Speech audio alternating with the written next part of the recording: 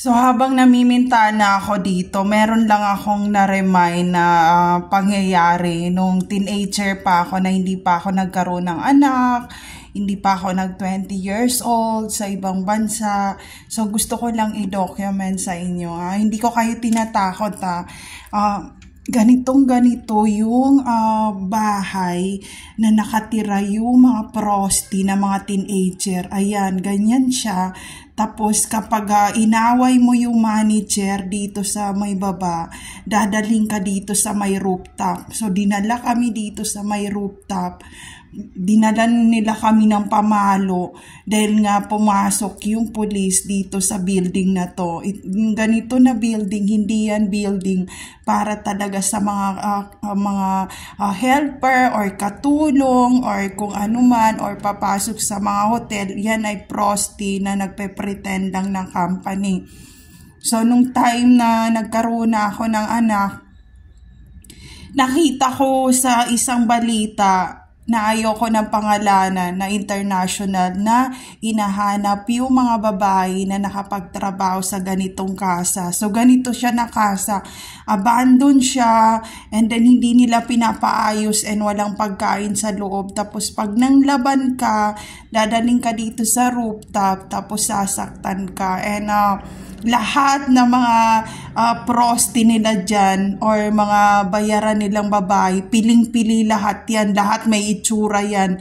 Perfect body, perfect nose, except sa akin. Kasi sa lahat ng mga nakasama ko, ako lang yung parang flat nose or pangu ang ilong talaga compare sa kanila. Kaya minsan kino-question nila kung ano ba raw talaga ako or pinaritoke ang ilong, ganyan-ganyan.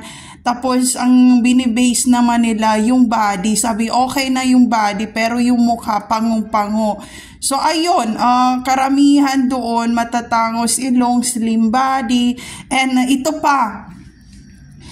pang nangyari, yung iba dito sa mga ganitong prosti sa international, karamihan sa mga anak nila na naanakan sila ng mga matanda, may mga itsura yung bata at yung iba nasa pageant na ngayon, international, nasa international news na sila, nasa pageant.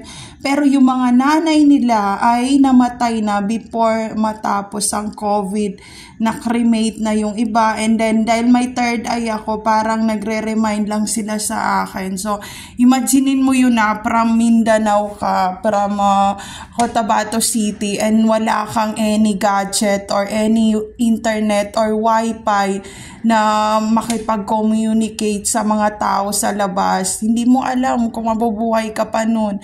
So ang ginawa ko, matigas ang ulo ko.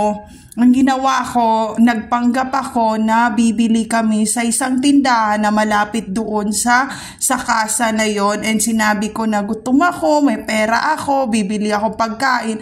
Pero nung nandun kami sa tindahan, dinadial ko ang police station. Dinadial ko ang police station pero hindi ko na-dial, hinawakan ng bantay sa tindahan yung telepono, yung hawakan ng telepono at sinabi niya sa akin na please don't call the police. Lahat dito sa area ay magkakakilala at hindi sila pwede pumasok dito sa area kasi lahat dito binibigyan nung kasa ng pera na pakonti-konti para hindi maisumbong kung sino man ang iiyak, kung sino ang sisigaw or kung sino man ang mamamatay.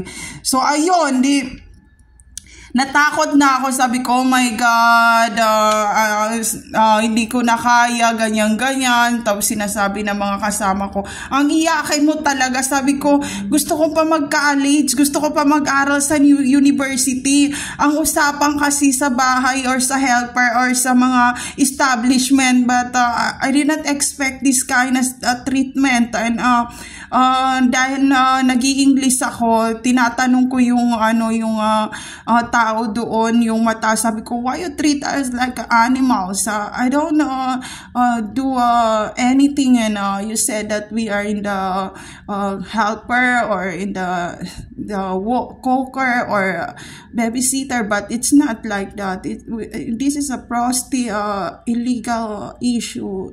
Tapos sinabihan niya ako na maglinis ka na lang dahil nagmamagaling ka.